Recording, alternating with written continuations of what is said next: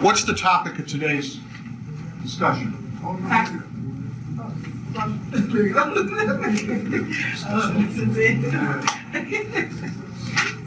do we got?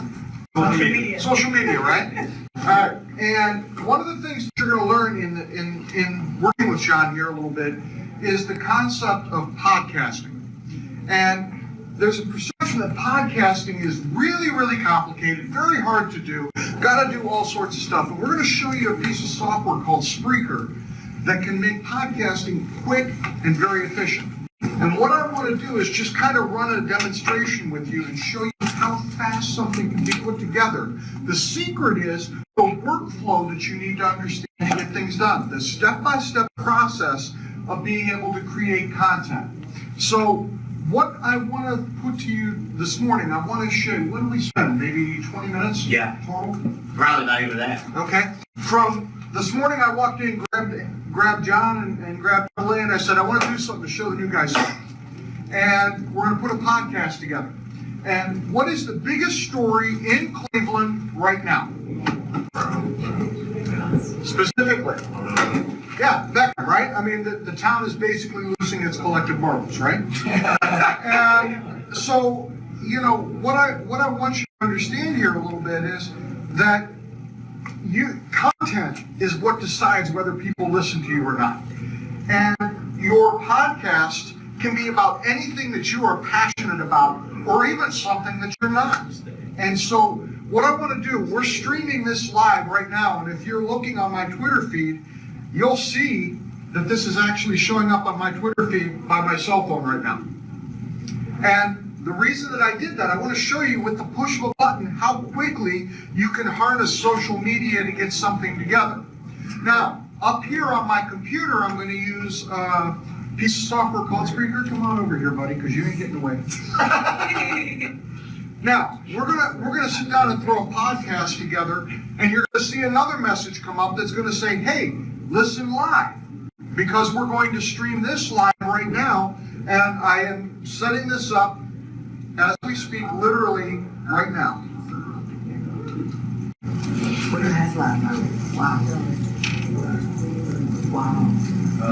And the logo. By the way, everything that you see, the logos, everything that I did, the music beds, the stuff that he and I did, 20 minutes, period. And we are going live right now. Yes, you are. I'm watching. Y'all see us live? Yeah. How y'all doing? All right, so here we go. You know that river that was burning in Cleveland and that big parade they had after the Cavs won? They did that. So we have a music bed that's being played to the listeners right now. That's kind of got voices that Anthony pulled together talking about the Beckham thing, setting people's minds about it. And we're going to have a conversation about a very rabid NFL fan and a very rabid Major League Baseball fan. And really, and Anthony goes back and I go back and forth like this all day long. I could care less when the Browns left out. I could care less when they came back. It's baseball season. You know, when I met my wife, I converted her to the religion of baseball. I'm not kidding. I didn't believe it until I saw Schefter tweet about it. And it's real. This is actually happening. Folks, it's time to celebrate. This can be Your done. Cleveland Browns are officially in championship contention, and it's time to celebrate on the BeyondAir.com Let's go, radio Mark. networks. Are you ready? It's time to celebrate, Mark. Why? It's time to celebrate. Browns to the Win a championship. That's why. They ought to get World Series. That's what that's called. Super Bowl. It's a championship. I know we've never heard it here in Cleveland. I know it's not a thing here in Cleveland, but it's a Super Bowl. It's what happens when you have a franchise. We have a franchise quarterback, Mark. Who? There's some dude named Baker Mayfield. On first. Mark, didn't we go over this last year? I said last year, okay. When LeBron was That was here. the year it was 0-16, right? No, that was 2 years ago. Oh, I lost count. That's okay. We made the quickest turn. Mark, look what we did with the Browns. We spent money. We actually have people here who want to win championships and who can actually win titles. I'm waiting on the Indians. I'm waiting. I love baseball too. I actually like going to the games. But Mark, come on, man. I'm waiting. Okay, all right, I get it. But help me understand, as you know, because it's a white object, and it's thrown, and it's hit in the back. This is an oblong object made out of pigskin. They are not. I can understand. Can you get somebody who can make a catch like this? How about this angle? How about like this? How about like that? How about like that? But I'm going to be honest with you. In the 10 years that I even passively watched Browns football, I'm going to ask you a very important question. What's a catch? That's all I'm gonna do. I'm gonna do this all day. I'm gonna do this all day. I don't have to say a word. How y'all doing? That's a catch. Okay, so you're telling me that we're one player and we have a potential franchise quarterback, and all of a sudden we are now possibly playoff bound. Not just playoff bound. I mean, you can say playoff bound based on those two players, but you add on Nick Chubb, make it heavier starting running back, and how about, and I don't want to go this route, but how about, if you need somebody with fresh legs, Kareem Hunt later in the year, so you have two bona fide MVP, 3, maybe 4 MVP candidate football players on the same team, on the same offensive side of the ball. That's not even included Denzel Ward on defense. It's not even included Myles Garrett on defense. I mean, you have OV, my dude OV. I mean, think about it. There's a lot of talent with the Browns, and putting it all together, and that's all it takes. You get your franchise quarterback, and you go from there. And it's championship time. That's really what it is at this point. So, like last night was effectively winning the lottery for you. Can a GM win GM of the year in the offseason? Yes. It can happen. It can happen at this point. So, you know what? We're excited. You convinced me I might even pay attention to football this year. So, help me understand. What should I be looking for? All right, so a few things. Number one, you got to look for, at this point, how badly do you want a championship here at City of Cleveland? Pretty bad. Pretty bad. We had it with the Cavs. We're still waiting on. I'll flip the question with a question to you, Mark. When are the Indians going to make a move so we can actually get past the divisional round of the playoffs, of the postseason, and make something happen? I don't think that's going to be this year.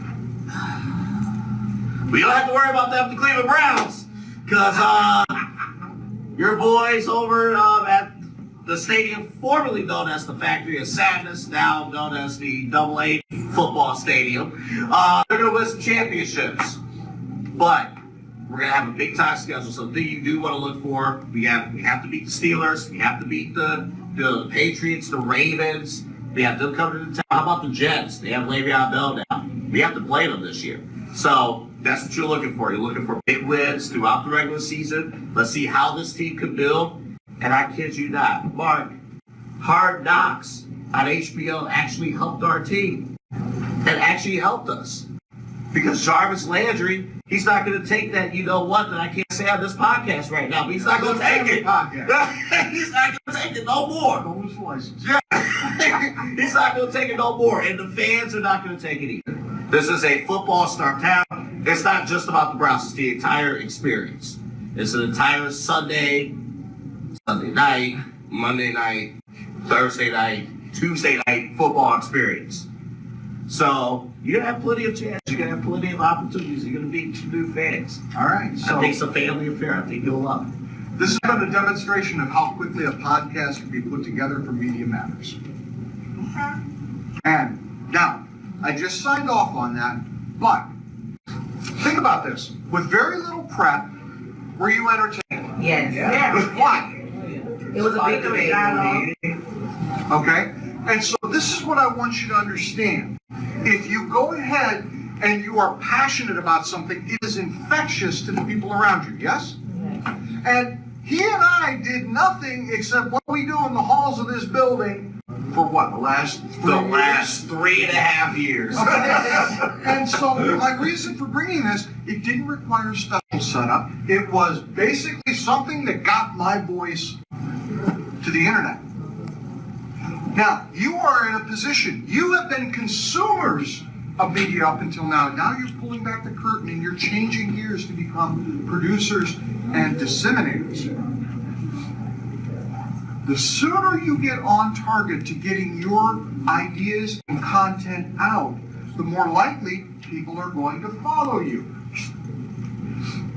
This is what it is about. When you get to the end of the program, you want to have a following as much as you can, because one of the things people are going to ask when they hire you is, who are you bringing with you as an audience? Because people follow names, right? You have hosts and people you follow. If they move stations, they're off the air for a period of time, but then they're back on. Do you follow them? A lot of the times you do.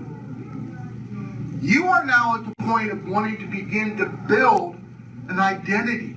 Who are you as a content creator? And that's what I wanted to show you. Social media is just a means to be able to disseminate. And it levels the playing field, because with a cell phone, anybody that tunes into my feed right now is seeing it. My question to you is, content. With all the streaming channels and Apple just getting ready to launch, it's all about content. There is not enough content to go around. So you have huge opportunities before you right now, and social media is a way that you can get it out for nothing. That's what my challenge is to you with what John's going to show you in the next couple of weeks as you work through this. Get yourself connected to Facebook, Twitter, YouTube. By the way, on Spreaker, for example, this went down my YouTube channel and my Twitter channel at the same time. Because the more you can disseminate, the only reason it didn't go down Facebook is I choose not to have a Facebook account. Or I could have sent it down all three. And the more you can do that, we went around 5 to 7 minutes, long enough for people to click in, get engaged, but I didn't go long enough to bore them where they tuned back out. Questions, thoughts, what do you guys think? I get everything you said. Yeah. It's kind of intimidating, but You get your views up on YouTube. I was just saying I was gonna start adding videos. Okay. All it takes is one person to be like, "Oh, you should do a video," then everyone else start to gain into it too. So I definitely agree. The point is this. You're going to learn how to become a professional from professionals. Learn from a pro to be a pro. What you're going to have to do is practice. Starting today, this practice counts for your coursework in the class for RTV 199 and RTV 299. Internship hours. One of the biggest challenges people have, I hear them saying, I don't have time, and my response is, how can you not have time to practice your craft? So the more you do things like this and practice your workflow, for the first time, are you going to be able to throw this together in 20 minutes like we just did? Probably not. But how many times have we done it?